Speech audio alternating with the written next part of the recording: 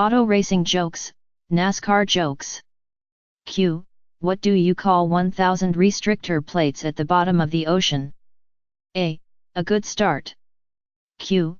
Why isn't NASCAR driver Jeremy Mayfield worried about reportedly testing positive for methamphetamines again? A.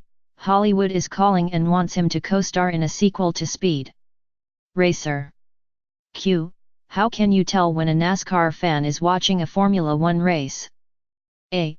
When he taps you on the shoulder and asks, "Are we watching qualifying?" Q. Why did NASCAR outlaw the Polish victory lap? A. Because it was interfering with Jeff Burton's ability to finish the race. Q. What do Matt Kenseth fans use for birth control? A. Their personalities. Q. What don't drivers eat before a big race? A. In case they get indigestion. Q. What does NASCAR stand for? A. Non-athletic sport centered around rednecks. Q. If Robert Presley, John Andretti and Jeff Bodine were in a boat and the boat sinks, who would be saved? A. Half the cars in Sunday's race. Q. What's the hardest thing about trying to become the first woman to win the Daytona 500? A. Telling your parents that you're lesbian. Q. What is the worst thing about 5 Jeff Gordon fans going over a cliff in a Monte Carlo? A. Monte Carlo seats 6. Q. What is the difference between Tony Stewart's car and a porcupine? A. On a porcupine, the pricks are on the outside. Q. How can you tell when Mark Martin is going to say something intelligent? A. He starts out with "I once heard Tony Stewart say." Q. What is Kevin Harvick's favorite color? A. Caution flag yellow. Q. Why do rednecks do it doggy style? A. So they can both watch the race. Q. What do you call Michael Waltrip racing with his car tied to the back of Jeff Gordon's? A. A true restrictor plate. Q. Where can you find thousands of redneck jokes? A. At any NASCAR event. Q. Why do rednecks only drive on a racetrack? A. Because they can not drive on the road. Q. What does Dale Earnhardt and Pink Floyd have in common? A. Their last big hit was The Wall. Q. What would Dale Earnhardt be doing if he was alive today? A. Banging on the lid of the casket trying to get out. Q. What does Britney Spears and Dale Earnhardt Jr. have in common? A. They both blow rods. Q. Why is Tony Stewart always in the lead? A. He loves getting slammed in the rear. Q. Why does a Formula One driver carry crap in his wallet? A. For identification. Have you heard? Bobby Labonte is in the hospital. Apparently he hasn't passed anything for almost 2 years. My girlfriend told me my lovemaking reminds her of Earnhardt Jr. Because every time I do good I find a way to wreck it before I finish. Did you hear? Jeff Burton went to work for the telephone company so he could finally get on the pole. Dale Earnhardt Jr. A man walks into a bar with his dog. A sprint cup race is on a TV. He sits down and asks how Dale Earnhardt Jr. is doing. The bartender says Earnhardt's is in 25th. The dog jumps up and runs around the barstool 25 times. A couple of laps later, the bartender says Earnhardt Jr. is up to 10th. The dog jumps up again and runs around the barstool 10 times. A few laps later, the bartender says Earnhardt Jr. is up to 3rd, after which the dog again jumps up and runs around the barstool 3 times. The bartender says, "Wow! That dog is amazing. What does he do if Earnhardt Jr. wins?" "I don't know," says the man, "I've only had him for 2 years." Small town. Kyle Busch and Jeff Gordon were driving around a small country town when Kyle accidentally hit and killed a goat. Well, Jeff made him go up to the farmhouse and apologize. They drove up to the farm. Kyle got out and knocked on the front door and was let in. He was in there for what seemed like hours. When Kyle came out, Jeff was confused about why he had been in there so long. Well, first the farmer shook my hand, then he offered me a beer, then his wife brought me some cookies, and his daughter showered me with kisses, explained the man in black. What did you tell the farmer? Gordon asked. Kyle Busch replied, I told him I was driving around with Jeff Gordon. And I'd just killed the old goat. Mechanic. A mechanic is standing outside the garage as Roger Penske is coming in to check out the new Taurus, and can't help but notice that Mr. Penske has a dog under each arm. The mechanic waves and says, Welcome back, Roger, nice dogs, sir. Penske smiles and says, These aren't dogs. These are genuine Labrador retrievers. I got this one for Rusty, and I got this one for Jeremy. The mechanic says, Good trade, sir. Al Unser Jr. Al Unser Jr. calls the police, and says, They stole my dashboard, they stole my steering wheel, they stole my brake pedal, hell, they even stole my gas pedal. Then, before the cops can ask where he is, he says, Hey, never mind. I'm in the back seat. Potato. Kyle Busch was looking to find a woman, so Dale Earnhardt Jr. decided to help him out. He told Kyle that the next time he's on the beach to put him a potato in his trunks and the ladies will gather round. Kyle goes out for 3 straight days with no luck. He's about to leave when he sees Dale Earnhardt Jr. and says, I don't understand, I did what you said and now no women will come anywhere near me. Dale looks at him and just points and says the potato goes in the front driver's lounge. Jimmy Johnson was just sitting in the driver's lounge chatting with Dale Earnhardt Jr., drinking his Diet Mountain Dew and minding his own business when all of a sudden Kyle Busch comes in and knocks him off the stool and onto the floor. Rowdy Busch says, that was a karate chop from Korea. Superman thinks, geez, what the hell has gotten into Kyle, but he gets back up on the stool and starts drinking again when all of a sudden whack. Kyle knocks him down again, and says, that was a judo chop from Japan. So the 5-time champ has had enough of this. He gets up, brushes himself off and quietly leaves. Jimmy is gone for about an hour when he returns. Without saying a word, he walks up behind Kyle Busch and wham! Knocks the daylights out of Little Busch, leaving him out cold. The champ looks at Dale Earnhardt Jr. and says, when he comes to, tell him that's Crowbar from Lowe's Child Welfare. A 10-year-old boy was at the center of a Maricopa County courtroom drama yesterday when he challenged a court ruling over who should have custody of him. The boy has a history of being beaten by his parents, and the judge initially awarded custody to his aunt, in keeping with child custody law and regulation requiring that family unity be maintained to the highest degree possible. The boy surprised the court when he proclaimed that his aunt beat him more than his parents, and he adamantly refused to live with her. When the judge then suggested that he live with his grandparents, the boy cried and said that they also beat him. After considering the remainder of the immediate family and learning that domestic violence was apparently a way of life among them, the judge took the unprecedented step of allowing the boy to propose who should have custody of him.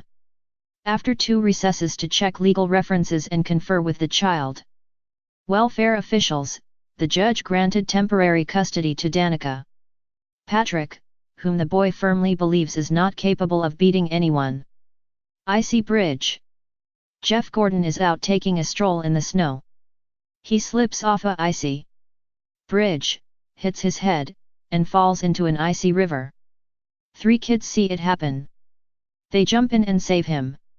When he comes to, he says, "Boys, you saved a 3-time Winston Cup champion.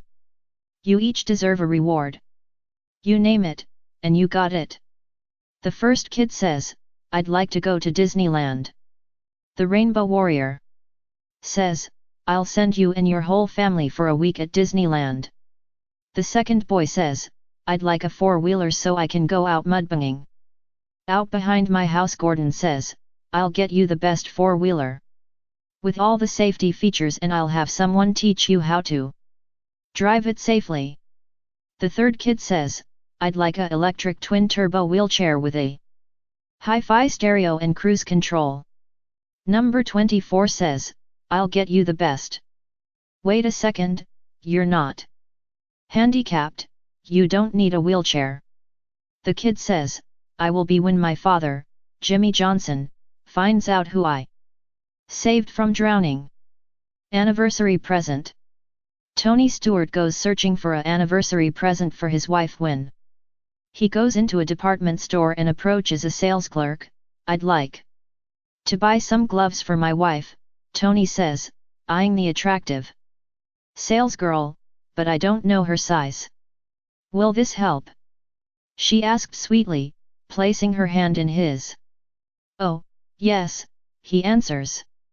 Her hands are just slightly smaller than yours. Will there be anything else? The salesgirl queried as she wrapped the gloves.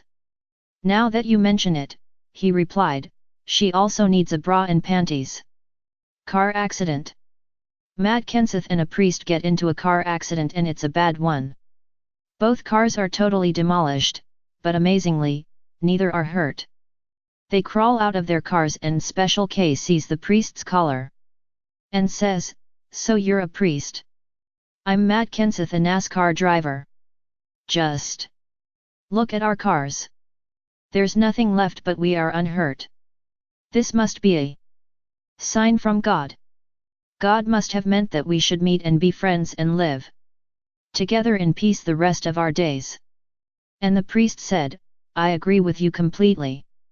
This must be a sign from God. And Matt Kenseth said, and look at this. Here's another miracle. My car is completely demolished, but this bottle of Blue Nun wine didn't break. Surely God wants us to drink this wine and celebrate our good fortune. The priest agrees completely, so Matt opened the bottle, took 3 big drinks and then handed the bottle to the priest. The priest said he agreed and took the bottle, didn't drink at all, put the cap on, and handed it back to Special K. Jeff asked, aren't you going to have any?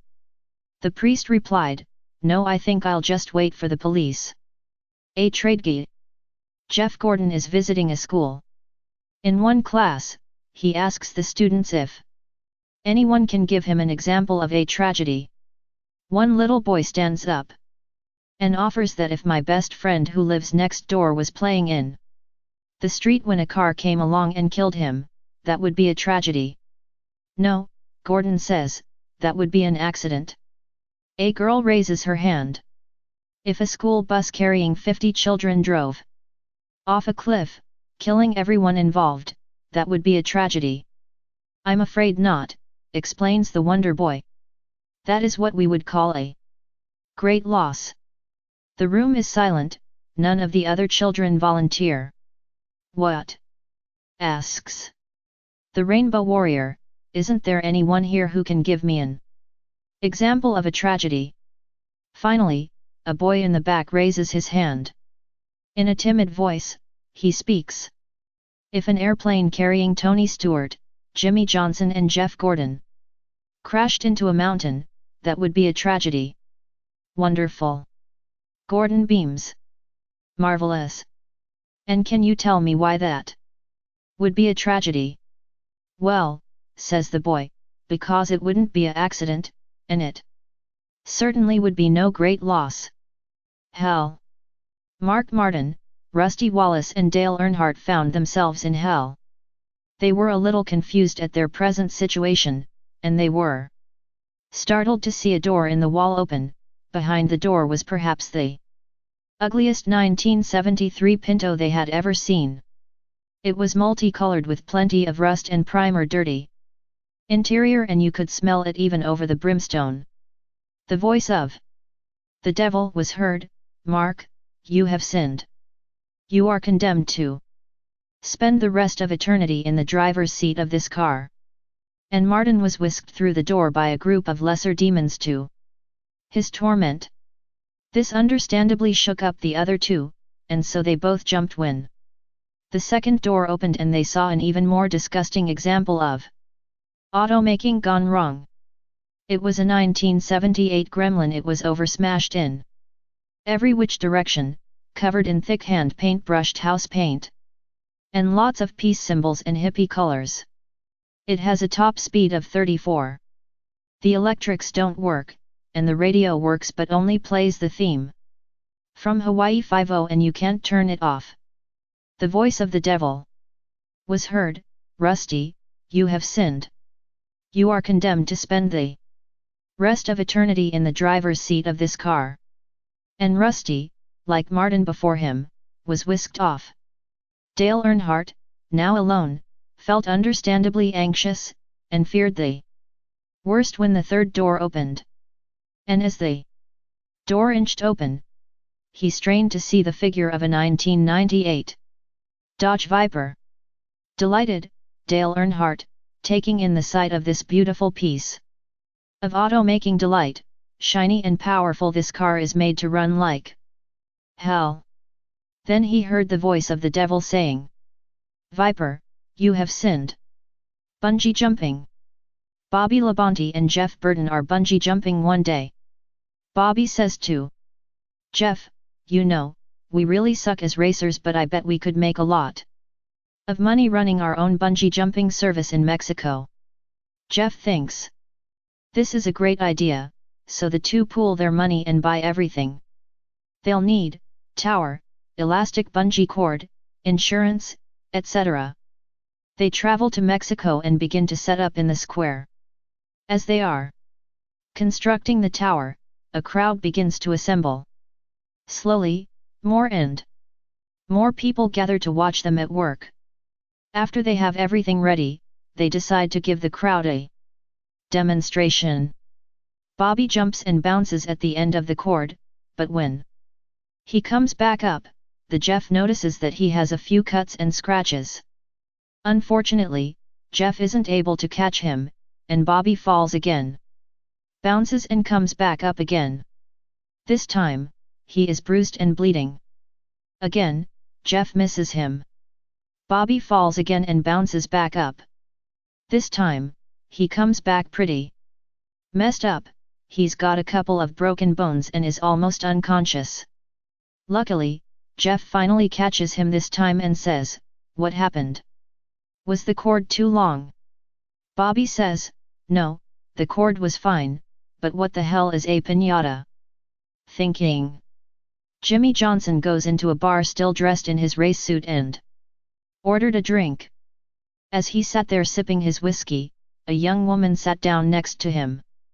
After she ordered her drink she turned to Superman and asked him, are you a real race car driver? To which he replied, well, ma'am, I have spent my whole life on the track, testing chassis, testing engines, testing tires, winning races and I even won the NASCAR Sprint Cup. After a short while he asked her what she did. She replied, I am a lesbian. I spend my whole day thinking about women. As soon as I get up in the morning I think of women, when I eat, shower, watch TV. Everything seems to make me think of women.